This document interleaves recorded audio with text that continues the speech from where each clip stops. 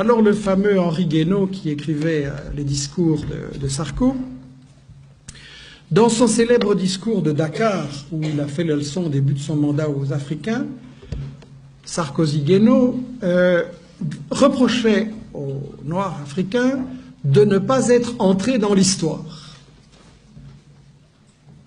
Je ne sais pas s'ils sont totalement ignorants ou totalement malhonnêtes, ou les deux, mais c'est ahurissant parce que quand on regarde l'histoire du Mali,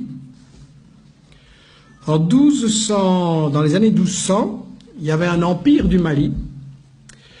Il avait été fondé par Soundiata Keïta. L'empire du Mali avait un État fédéral très organisé avec un parlement. S'imagine, dans les années 1200, un parlement.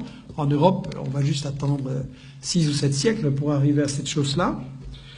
Et l'État était très organisé, avec une armée, avec un système d'enseignement, avec un trésor public. Il organisait l'extraction et la vente de l'or. Il développait l'agriculture, coton, arachide. Il y avait des centres universitaires extrêmement célèbres à Tombouctou, à Géné ou à Ségou. Et un des successeurs de Keïta, Boubacar II, 2 siècles avant Christophe Colomb, a lancé 2 expéditions maritimes pour découvrir l'Amérique. Donc, pour des gens qui ne sont jamais entrés dans l'histoire, c'est pas mal. Et en fait, ce qui est intéressant, c'est que donc, il y avait toute une économie en Afrique et au Mali.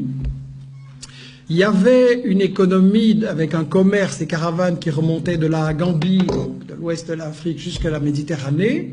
C'était effectivement contrôlé, organisé par les Touaregs. C'était un commerce extrêmement prospère. Et quand le colonisateur français est arrivé là, intéressé par les matières premières, qu'est-ce qu'il a fait? Il a totalement disloqué, brisé ce commerce. Pour gérer le commerce et l'économie, il a importé des Libanais et des Grecs. Et ensuite, la grande démocratie française, c'est ce qu'elle a fait. Elle a assassiné des milliers de professeurs de langue arabe. Pourquoi? Parce que ce commerce entre toutes ces régions et tous ces pays, quand vous faites du commerce, vous avez besoin d'une langue que tout le monde comprend.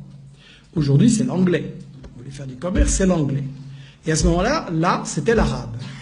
Et donc, si on voulait détruire ce commerce et que tout soit pour l'exportation vers la France, on a massacré des milliers de professeurs d'arabe à l'époque. Donc, ça, c'est documenté. Et en fait, la question fondamentale à travers l'histoire, c'est comment le 1%, comment la minorité va garder le contrôle des richesses. Et cette histoire-là a continué avec le premier président du Mali, Modibo Keïta, qui voulait le développement de son pays, l'indépendance, toute une politique panafricaine, comme on dit, comme il y a le panarabisme. Et qu'est-ce que la France démocratique a fait avec Modibo Keïta? Et là, je l'ai dit, mais il faut le redire constamment autour de soi, elle a organisé le coup d'État de Moussa Traoré, 23 ans de dictature sanglante, et Modibo Keïta a crevé en prison.